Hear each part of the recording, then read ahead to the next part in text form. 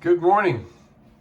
It's Saturday, September 18, and we're finally getting back on the bus here again.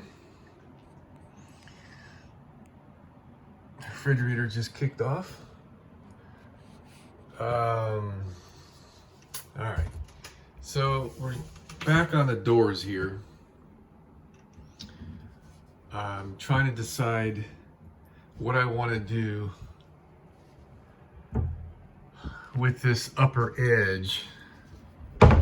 So my ceiling is 1/2-inch plywood, and as soon as I got this plywood on the ceiling, it was evident that it wasn't going to be flat between the ribs. There's a rib going across here. It's like every 26 inches. And I know I could have put in furring strips long ways this way, but then I would end up with inequities along the seams here, even worse than I have now. Right now, they're all very, very close. And also that would have taken up an extra 3/4 of an inch of my ceiling headspace. And I did not want to do that. So this is not a unforeseen outcome. This is just how it's panned out. So what we have is this, if you can look down this edge, you know, I scribed the top of these doors to match the ceiling to see how that looks. And on this side, I have not scribed the doors to match the ceiling. Now, if I press on this hard enough, I can straighten it. It doesn't take too much to do. So the decision I'm trying to make now is if I want to, well, let me back up a little bit. On this little cabinet, you can see where I put this piece of 1x across the top right here. And now I didn't try to straighten out the ceiling with this. I just scribe fitted. You can see that this is taller here than it is in the middle. I don't know, at least I can. I don't know if the camera shows it. But that gives the door something to rest on, and you can push on the door. Like if you're walking through the bus and lose your balance, nothing's gonna happen, right? The door's really strong. If you come over here, you can see this is very easy to deflect, and I don't want to take a chance in having a flimsy situation here. So I'm gonna put the little backer bar, whatever you want to call it there, that's cabinet style. All right, so, you know, I have, where did they go?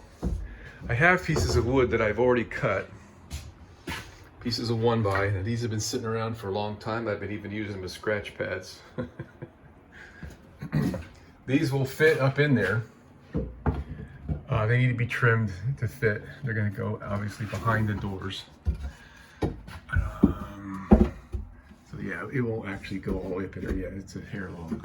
But these will bend fairly easily.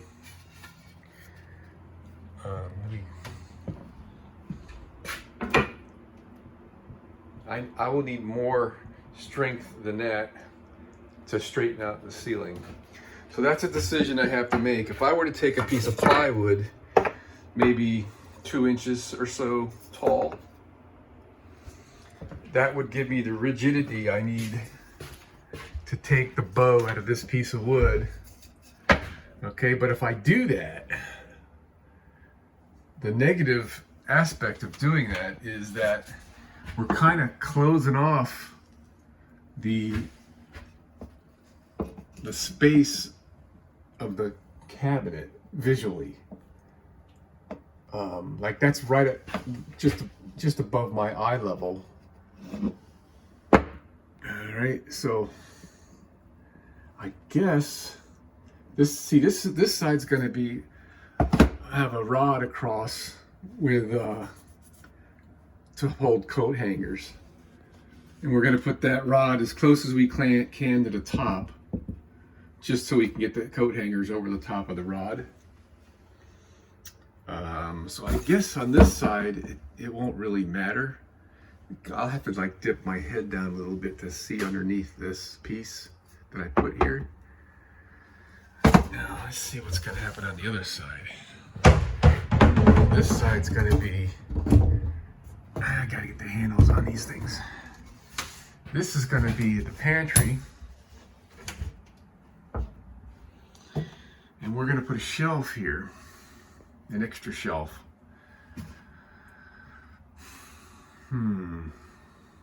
Gotta make a decision.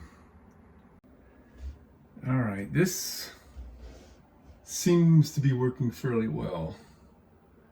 And granted, I'm pushing this up from the bottom with these dowels, and it's not screwed to the ceiling. But this is a rib here, and that ought to be very rigid, and over there should be very rigid. So when I close these doors now, my seam across the top is fairly straight. So I like what that's doing.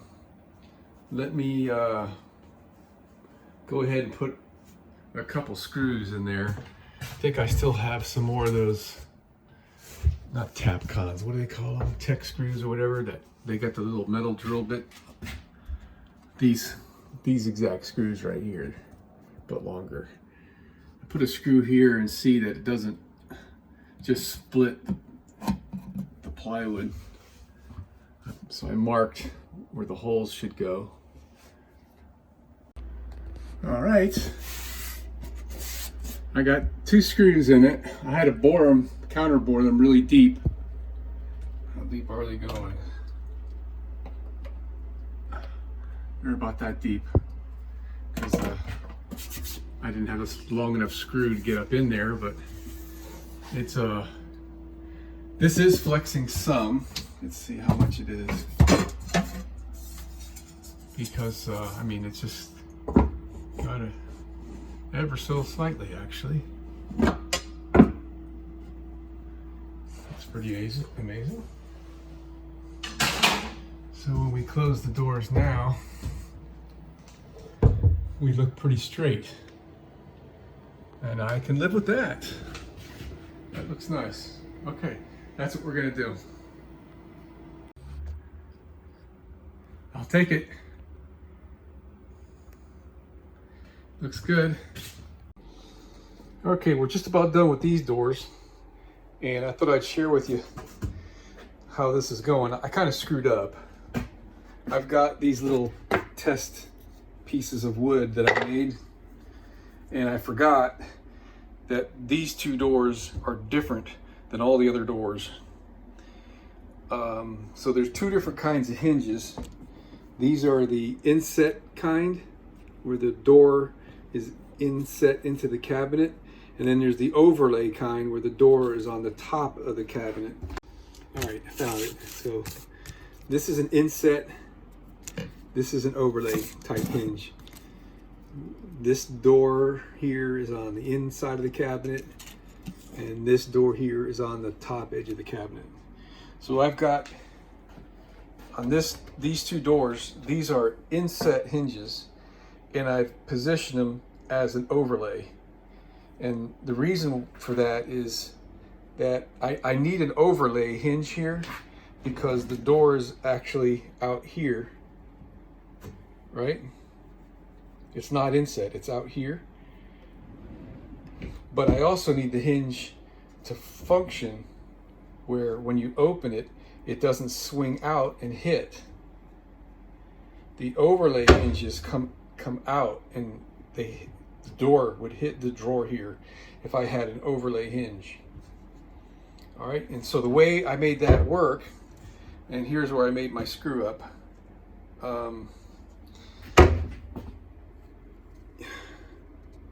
So the proper installation of an, I'm going to get confused here, the inset hinge or the overlay hinge, was setting it up with an 1/8 inch space from the edge of the hole to the edge of the door. And everything I've done is this, but the model piece of wood like this, it's a different piece of wood that I have. The hole is further away from the edge, so that lets the door hang over a little bit further. So that's what I've got going on here. The door is hanging over the edge a little bit. This one, you can see it here. There's the edge. So not only is there not a space between the edge of the cabinet and the edge of the door, it's actually over. So it's about 1/8 of an inch difference. And that's to give me my gap here that I need for aesthetics. So all the gaps are about 1/8 of an inch. So when you open these, you'll see, right, the door is over and the hinges are sticking way out over here. All right, got it. Wasn't easy, man. I had a faux pas here, and I don't know how, but I cut too much off the doors, and I had to add 1/8 of an inch back. So I super glued a piece of pine on the end there, and yeah, okay, whatever. But we're good. We're flush everywhere, all 4 corners. Our seams are good. And now we can do the round off the edges stuff and fill in all the holes and the gaps and do all that good stuff. All right, we're back on furniture building again. And I'll show you what I got going on. So this is the platform for the fold-out bed, sofa bed. And it needs legs to support when it's folded out. This is the bottom side. So when this thing is folded in sofa mode, this is the top, and it's got this angle to it. This is the part where your knees are. This is the part where your back is. So the sofa is more comfortable to sit on. It's not flat. When you open it for a bed, this becomes the bottom. It hinges out. And that's when this end needs to be supported. And when you flip this thing over, the top side becomes flat, horizontal, and the underneath side has got the tapered angle to it. So what that did for me is where I want to put the legs would be sticking out crooked, and I want them to be straight up and down. So I put this tapered hole that matches. This is parallel with the flat side down here, and this is how I did it.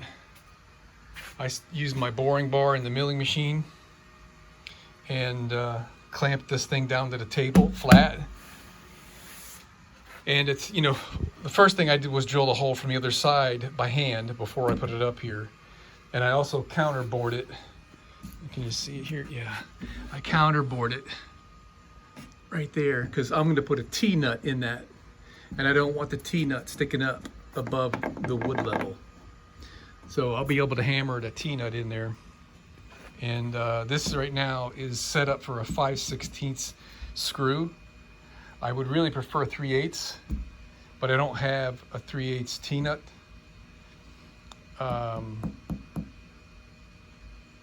But I can buy 3/8 T-nuts.